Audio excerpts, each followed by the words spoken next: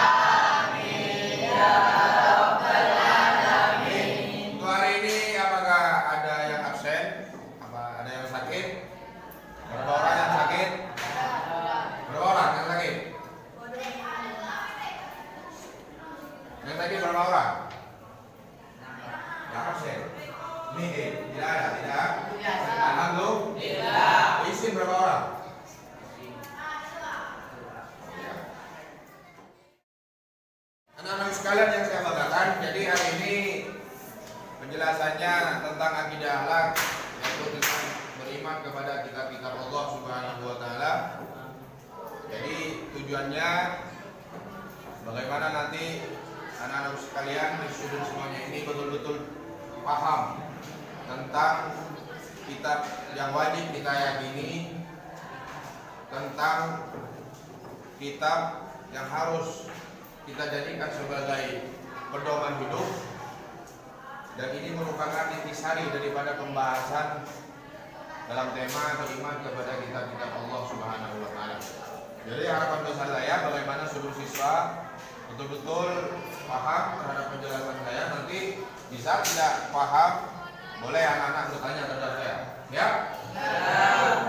Jadi bisa saya nanti menjelaskan sesuatu yang tidak paham, saya akan buka pertanyaan seperti itu. Jadi setelah masuk materi nanti, bagaimana siswa-siswa itu betul-betul mendengarkan penjelasan saya, menyimak apa yang saya terangkan, dan sesuatu yang tidak jelas nanti boleh bertanya. Ya. Bismillahirrahmanirrahim. Jadi anak-anak sekalian yang saya banggakan, hari ini temanya yaitu beriman kepada kitab-kitab Allah. Jadi beriman kepada kitab-kitab Allah ini bagian daripada rukun iman yang ketiga. Iman kepada kitab-kitab Allah merupakan rukun iman yang ketiga. Rukun iman ada berapa? 6. 1. Iman kepada Allah. 2. Iman kepada malaikat.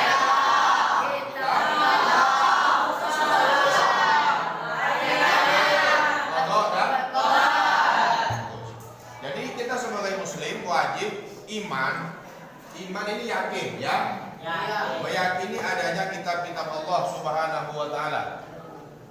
Jadi iqrarun bil lisan, mengucapkan dengan lisan bahwasanya saya yakin dengan kitab-kitab Allah, wa tasdiqun bil qalb, dan membenarkan dalam hati kita.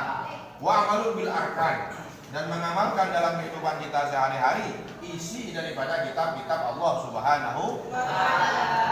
Jadi kitab Al-Qur'an ini merupakan wahyu Allah Subhanahu wa taala yang diturunkan kepada Nabi Muhammad, yang ini menjadi pedoman hidup manusia hari ini. Sebagai muslim hari ini wajib meyakini adanya kitab-kitab Allah, utamanya Al-Qur'an. Sedangkan kitab-kitab yang lain yang wajib kita ketahui ada berapa?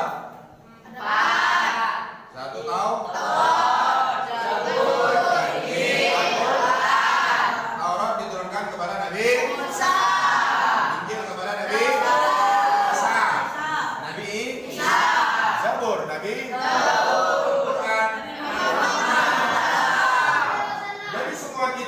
Dari Allah Subhanahu wa taala. Cuman hari ini kitab Taurat, Zabur, Injil ini sudah menjadi direvisi oleh Al-Qur'an, yang isi daripada ketiga kitab ini sudah disatukan dalam Al-Qur'an.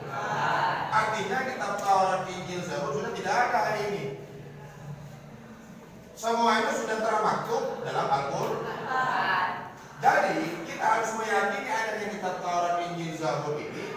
ini merupakan kitab yang pernah diturunkan oleh Allah Subhanahu wa taala kepada utusannya, dan hari ini kita yang wajib yakini ialah Al-Qur'an. Dengan tetap meyakini kitab yang tiga ini. Kitab yang tiga ini sudah menjadi satu, sudah dirangkum, sudah termaktub di dalam Al-Qur'an. Maka dari itu Al-Qur'an itu sudah terisi, mencakup daripada ketiga kitab ini dan terisi terhadap seluruh isi daripada nilai-nilai keislaman, nilai-nilai akidah, nilai-nilai muamalah, nilai-nilai kemanusiaan yang ada dalam Al-Quran. Tentunya Al-Quran ini menjadi pedoman hidup kita dalam kehidupan kita sehari-hari. Paham semuanya? Jadi sekali lagi, kitab yang wajib kita yakini ada 4, namun hari ini yang wajib kita yakini Al-Qur'an. Jadi kalau ada seseorang yang mengatakan hari ini menganut atau mengikuti kitab Taurat atau berkata mengikuti kitab Injil atau mereka meyakini mengikuti kitab Zabur, itu sudah membohong. Hari ini Taurat, Injil, Zabur sudah diangkat oleh Allah Subhanahu. Semuanya hari ini yang betul-betul mengaku Muslim, mengaku iman terhadap Allah dan Rasulnya, tentu akan mengikuti kitab Al-Qur'an. Semuanya kitab Al-Qur'an. Karena Al-Qur'an inilah yang merupakan kitab terakhir yang diturunkan kepada Nabi Khataman Nabiyyin, kepada Nabi yang terakhir yaitu Nabi Muhammad sallallahu alaihi wasallam. Hudan linnas wa bayyinatin minal huda wal furqan. Jadi Al-Qur'an ini sebagai petunjuk bagi manusia, sebagai pedoman hidup yang di dalamnya menjelaskan tentang dinamika kehidupan manusia, mulai dari sistem tentang akidah, tentang kemanusiaan, tentang ilmu alam, bahkan tentang ilmu akhirat dijelaskan di dalam Al-Qur'an. Hari ini kemudian bagaimana kita sebagai pribadi muslim betul-betul memahami isi daripada kandungan Al-Qur'an itu sendiri. Intinya hari ini bagaimana anak-anakku sekalian yang saya banggakan, bagaimana kita menanamkan nilai-nilai Al-Qur'an di dalam hatinya. Bagaimana caranya? Bagaimana kita harus bisa membaca Al-Qur'an, bahkan dalam satu hari, satu malam, bagaimana kita bisa berhadapan-hadapan dengan Al-Qur'an. Karena Al-Qur'an bagian daripada wahyu Allah Subhanahu wa taala yang di dalamnya ada nurullah, cahaya Allah Subhanahu wa taala. Jadi siswa yang sering membaca Al-Qur'an tentu akan mendapat anugerah, yaitu cahaya Allah Subhanahu wa taala. Anak-anak sekalian yang saya banggakan. Maka dari itu, adanya Al-Qur'an ini sekali lagi saya katakan barusan sebagai pedoman hidup manusia. Bagaimana kita menjadi generasi Qur'ani. Quran merupakan firman Allah Subhanahu wa taala yang tidak ada yang menandinginya. Dan betul-betul dijaga keasliannya daripada kitab-kitab yang lain hari ini yang dianut oleh agama-agama yang lain. Al-Qur'an mulai dari ujung barat dan ujung timur sama. Diawali dengan surah Al-Fatihah dan diakhiri dengan surah An-Nas. Tidak ada perbedaan Al-Qur'an. Baik Al-Qur'an yang di Arab, yang di Indonesia, yang di Belanda, bahkan di negara-negara yang lain, semuanya sama. Jangankan satu ayat, satu huruf pun tidak ada berbeda. Ini membuktikan bahwasanya Al-Qur'an betul-betul firman Allah Subhanahu wa taala yang bukan buatan manusia. Innakum lahafizun, dan Allah betul-betul menjaga daripada keaslian Al-Qur'an itu sendiri. Untuk itu sehingga orang-orang bijak mengatakan Al-Qur'an ini merupakan kitab yang tidak pernah ketinggalan zaman dan tidak pernah mengikuti zaman. Artinya bagaimana Pak? Al-Qur'an tidak pernah ketinggalan zaman. Al-Qur'an tetap eksis terhadap perkembangan dunia ini. Kurang lebih 1400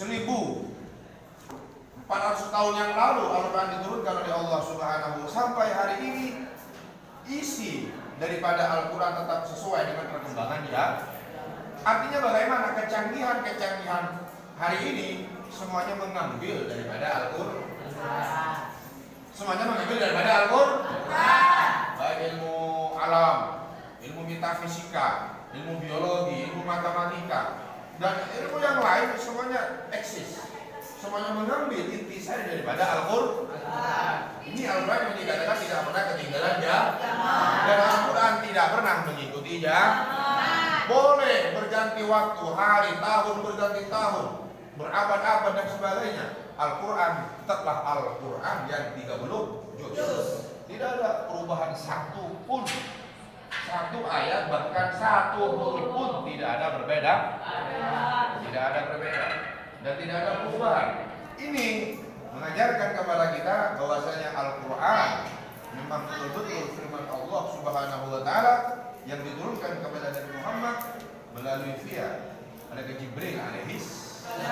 Kalau kitab-kitab yang lain yang hari ini mengaku-ngaku datangnya dari Tuhan, ternyata mereka semua hasil daripada buatan manusia. Maka kami hasil daripada buatan manusia. Artinya keaslian daripada kitab-kitab yang lain itu perlu dipertanyakan. Contohnya seperti agama Hindu, agama Buddha. Kalau di India agama Buddha Hindu dan Buddha itu menganggap sapi itu sebagai Tuhan, reinkarnasi daripada Tuhan. Jadi sapi itu disembah oleh mereka. Sedangkan penganut agama Buddha dan Hindu di Indonesia, sapi itu dimakan. Berarti kan sudah tidak ada ajarannya, berarti kan tidak sama. Kalau Al-Quran satu huruf pun tidak pernah berbeda. Apakah tidak ada orang yang ingin merubah Al-Quran? Banyak, tapi Allah Subhanahu wa taala menjaga daripada kemurnian Al-Quran. Maka dari itu harapan besar saya, bagaimana seluruh siswa saya ini melalui pelajaran akidah akhlak, saya harapan besar saya bagaimana menjadi generasi Qurani, menjadi generasi Qurani, yaitu generasi yang tidak pernah ketinggalan zaman dan tidak pernah mengikutinya. Artinya kita sebagai santri harus tetap update terhadap kemajuan zaman. Boleh, bagus, dengan tetap menjaga nilai-nilai kesalahan pondok pesantren, tentang tetap menjaga nilai-nilai agama, dengan tetap menjaga nilai-nilai Islam yang didasari dengan akhlakul. Inilah konsep Al-Quranul Karim yang harus kita pahami bersama. Maka dari itu anak-anak sekalian yang saya banggakan, untuk itu marilah kita ke depan untuk lebih meyakinkan rasa keimanan kita kepada Al-Quranul Karim, terhadap kitab-kitab Allah Subhanahu wa taala. Bagaimana kita menjadikan Al-Quran sebagai sahabat sejati. Artinya satu hari satu malam bagaimana kita membaca Al-Quran. Semuanya bagaimana kita satu hari satu malam bisa membaca Al-Quran. Setiap sholat 5 waktu kita membaca Al-Quran. Ini bentuk rasa cinta kita terhadap Al-Quran. Kedua, bagaimana kita sebagai muslim, generasi muda, sebagai siswa betul-betul menghayati isi Al-Quran dan mengamalkan dalam kehidupan kita sehari-hari. Tujuannya apa? Supaya kita menjadi generasi Qurani, yaitu generasi yang tidak pernah ketinggalan zaman, namun tidak pernah meninggalkan, namun tidak pernah mengikuti zaman. Yaitu tidak pernah ketinggalan zaman, namun tidak mengikuti zaman. Artinya kita tetap update terhadap kemajuan zaman, kecanggihan dan sebagainya, dengan tetap menjaga nilai-nilai akhlakul yang disandarkan oleh norma-norma agama yang termaktub dalam Al-Quranul Karim. Penjelasan tentang tema beriman kepada kitab-kitab Allah Subhanahu wa taala. Mungkin dari siswa-siswa ini ada yang mau bertanya atau tidak jelas dengan penjelasan saya? Jelas semua? Jelas. Alhamdulillah. Jadi sebagai penutup atau evaluasi dari pelajaran kali ini, jadi pertama kita wajib iman terhadap kitab-kitab Allah Subhanahu wa taala. Barang siapa yang tidak yakin, bahkan was-was terhadap kitab-kitab Allah, fahuwa kufur, maka dia dihukumi kafir. Naudzubillah. Kedua, bagaimana kita sebagai muslim betul-betul mencintai Al-Quranul Karim dengan membaca, mengamalkan kandungan daripada isi Al-Quran. Ketiga, bagaimana kita menjadi generasi Qurani, generasi yang tidak pernah ketinggalan zaman namun tidak mengikuti zaman. Sekali lagi saya sampaikan, mahasiswa yang betul-betul update terhadap perkembangan zaman. Boleh, sangat boleh dan dianjurkan dengan tetap menjaga nilai-nilai akhlakul karimah, dengan tetap menjaga nilai-nilai agama atau norma-norma agama. Untuk itu, semoga pelajaran kali ini bisa mendapat manfaat dari Allah Subhanahu wa taala. Dan mendapat berkah dari Allah Subhanahu wa taala. Amin. Mari kita tutup bersama-sama dengan membaca hamdalah bersama-sama. Alhamdulillah.